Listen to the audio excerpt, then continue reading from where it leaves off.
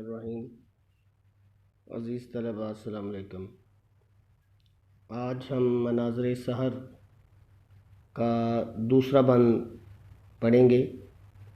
جیسا کہ آپ کے علم میں ہے کہ مناظر سحر جو ہے یہ جوش ملی آبادی کی لکھی ہوئی ایک نظم ہے جو ہمارے نصاب میں شامل ہے، اور مناظر سحر کا مطلب ہے سحر کے خوبصورت مناظر، صبح کے وقت کے خوبصورت مناظر۔ تو یہ ایک نظم ہے، اور نظم کی تشریح میں اکثر اوقات یہی ہوتا ہے کہ ایک شعر کی تشریح دوسرے سے ملتی جلتی ہوتی ہے۔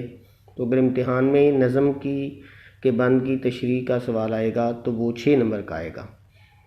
فرسٹ ایئر میں وہ 7 نمبر کا ہوتا تھا، یہاں 6 نمبر کا آئے گا۔ 1 نمبر شاعر کا نام، دوسرا نمبر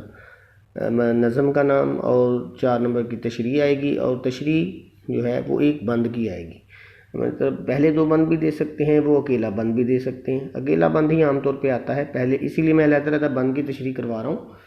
تو شعروں کی تشریح ملا کے آپ نے اکٹھی لکھنی ہے، یہ نہیں ہے کہ آپ بند کے مثلا شعر ہیں اگر 1 2 3 اور 4،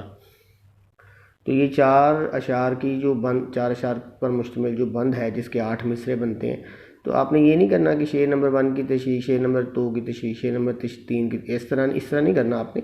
پہلے نمبر کی تشریح شعر کی جہاں ختم ہوگی اسی سے آگے شروع کر دینا ہے، نہ کوئی ہیڈنگ دینا ہے، نہ کوئی وضاحت کرنی ہے۔ تو وہ 4 نمبر کی تشریح اکٹھی ہو کے کافی اس کا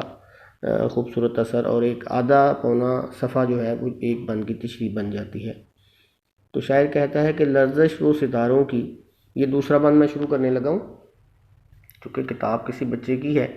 تو اس نے اس کے اوپر کافی زیادہ لکھا ہوا ہے، لیکن آپ اپنی کتابوں سے بھی مدد لے سکتے ہیں۔ لرزش وہ ستاروں کی، وہ ذروں کا تبسم، چشموں کا وہ بہنا کہ فدا جن پہ ترنم، گردوں پہ سپیدی وہ سیاہی کا تصادم، طوفان وہ جلووں کا، وہ نغموں کا تلاطم، اڑتے ہوئے گیسو وہ نسیم سحری کے، شانوں پہ پریشاں ہیں یا بال پری کے۔ تو یہ ایک بند پڑھا ہے میں نے آپ کے سامنے، اس کے معنی آپ لکھ لیں۔ لرزش کہتے ہیں کانپنے کو، تبسم کہتے ہیں مسکراہٹ کو، اور ذرہ جو ہوتا ہے چھوٹا سا ایک ریت کا ذرہ جو ہوگا، یا کوئی ایک چھوٹا سا کہہ لیں، کیا کہیں گے، ذرے کو ذرہ ہی کہیں گے۔ فدا کا مطلب ہے قربان ہونا، گردوں آسمان کو کہتے ہیں، سپیدی سفیدی کو کہتے ہیں، سفید رنگ، سفید رنگ یا سفید رنگ دونوں کا ایک ہی مطلب ہے، سیاہی اندھیرا، تصادم ٹکرانا، تلاطم سیلاب، گیسو زلف کو کہتے ہیں، اور نسیم سحر صبح کے وقت جو ہوا چلتی ہے نا اسے نسیم سحری کہتے ہیں، ہوا کو نسیم کہتے ہیں، اور نسیم سحری صبح کے وقت کی چلنے والی ہوا وہ ضرور چلتی ہے، جس وقت آپ سوئے ہوتے ہیں نا وہ چل رہی ہوتی ہے۔ اور جلوے جو ہوتے ہیں وہ خوبصورتیاں ہوتی ہیں، اور پری لفظ آگے ہیں، شانہ کندھے کو کہتے ہیں، اور پری جو ہے بال، تو بال ہوتے ہیں نا سر کے، اور پری جو ہے یہ ایک غیر مرئی مخلوق ہے۔ غیر مرئی کا مخلوق ہے کہ غیر مادی مخلوق ہے، یہ افسانوں اور کہانیوں میں یہ مخلوق پائی جاتی ہے، ہمارے بچوں کے خیالوں میں بھی پائی جاتی ہے، ویسے زمین پہ بہرحال اس کا کوئی وجود نہیں ہے۔ تو ایک خوبصورت ترین مخلوق کے لیے پری کا لفظ استعمال ہوتا ہے، اور زیادہ تر یہ مؤنث کے معنوں میں استعمال یہ لفظ ہوتا ہے۔ تو شاعر یہ کہتا ہے کہ صبح کا جب وقت ہوتا ہے نا، وہاں ستارے جو ہیں وہ ٹمٹما رہے ہوتے ہیں، آسمان سے جب سورج کی روشنی کا ٹکراؤ ہوتا ہے تو سورج کی روشنی ستاروں کی روشنی کو مدھم کر دیتی ہے، اور جو بجھتے ہوئے ستارے ایسے لگتے ہیں جیسے ستارہ، جیسے دیا ٹمٹماتا ہے نا، دیا ایک چراغ ہوتا تھا جس میں مٹی کا تیل ڈالتے تھے، اور اس کی لو آہستہ آہستہ پھر جب چراغ کا تیل ختم ہوتا نا تو لو آہستہ آہستہ ٹمٹماتی اور وہ پھر مدھم ہو جاتی۔ اسی طرح ستاروں کی جب روشنی مدھم ہونے لگتی ہے تو کبھی اس پہ سورج کی شعاعی روشنی حاوی ہو جاتی ہے، کبھی ستارے کی روشنی ابھر آتی ہے، تو وہ ایسے لگتا ہے جیسے ستارہ جل بجھ رہا ہے، ٹمٹما رہا ہے، اس کو اس نے لرزنا کہا ہے۔ یعنی لرزش بھی تو یہی ہوتی ہے نا، تھر تھرانا، چیز جب تھر تھراتی ہے تو وہ ہلتی ہے، تو روشنی جب ٹمٹماتی ہے تو وہ بھی ایسے لگتی ہے جیسے ستارہ یعنی ذرہ جو ہے وہ ستارہ ہے، وہ ہل رہا ہے۔ تو شاعر ایک علامتی طور پہ کہہ رہا ہے، ستارے کو ذرہ کہہ رہا ہے، اور کہہ رہا ہے کہ وہ جو صبح کے وقت جو ستارے ہوتے ہیں ان کی لرزش سے ایسے لگتا ہے کہ وہ خوشی سے مسکرا رہے ہیں، ٹمٹما رہے ہیں، تھر تھرا رہے ہیں، جیسے رقص میں ہو کوئی شخص وہ مسکراتا بھی ہے، تبسم مسکراہٹ کو کہتے ہیں۔ تو بس یہ علامتی ایک شاعر کے مشاہدے کے حوالے سے، شاعر اپنے مشاہدے کو خوبصورت الفاظ کے پیرائے میں، پیرہن میں، لباس میں پیش کرتا ہے، اور الفاظ کے ساتھ پہلے بھی کہا ہے کہ یہ منظر کشی بہت خوبصورت کرتے تھے جوش ملی آبادی، تو انہوں نے اسی کا ایک اظہار یہاں پہ کیا ہے کہ صبح کے وقت ستاروں کا وہ جو تبسم ہے، جو اس کی ٹمٹماتی ہوئی روشنی میں ایسے لگتا ہے جیسے ستارے مسکرا رہے ہیں، چشموں کا وہ بہنا کہ فدا جن پہ ترنم۔ صبح کے وقت اگر کسی پہاڑی علاقے میں جائیں تو وہاں چشمے بہہ رہے ہوتے ہیں، بالکل خاموشی کا عالم ہوتا ہے، ہر طرف بالکل کوئی شور نہیں، کوئی شرابہ نہیں، اس میں صرف پانی کے بہنے کی ایک آواز آ رہی ہوتی ہے، جو ایک خوبصورت سا نغمہ، بھلے لگنے والی، خوبصورت لگنے والا ایک ترنم پیدا کر رہی ہوتی ہے، ساز پیدا کر رہی ہوتی ہے، اور ایسا ساز پیدا کر رہی ہوتی ہے جس پہ دنیا کے سارے ساز قربان کیے جا سکتے ہیں۔ چشموں کا وہ بہنا، چشموں کے بہنے کی وہ آواز کہ جن پر دنیا جہان کے ساز اور موسیقی کو قربان کیا جا سکتا ہے، یہ دوسرے مصرے کا مفہوم اور ترجمہ ہوا۔ پھر وہ کہتا ہے شاعر اگلے تیسرے مصرے میں کہ گردوں پہ وہ سپیدی، وہ سیاہی کا تصادم، آسمان پہ جو رات کی سیاہی ہے وہ جا رہی ہوتی ہے، اور صبح کی سفیدی جو ہے وہ آ رہی ہوتی ہے۔ تو گردوں پہ سفیدی اور سیاہی کا تصادم، تو ایسے لگتا ہے جیسے سیاہی اور سفیدی یا سفیدی میں کوئی جنگ ہو رہی ہے، کوئی ٹکراؤ ہو رہا ہے۔ تو کسی وقت سورج کی شعاعیں زیادہ جلوہ دکھاتی ہیں، کسی وقت ابھی رات کی جو بقیہ سیاہی ہے وہ کسی جگہ حاوی نظر آتی ہے، کہیں بادل ہوتے ہیں۔ تو ایک آسمان پہ بھی خوبصورت سا ایک منظر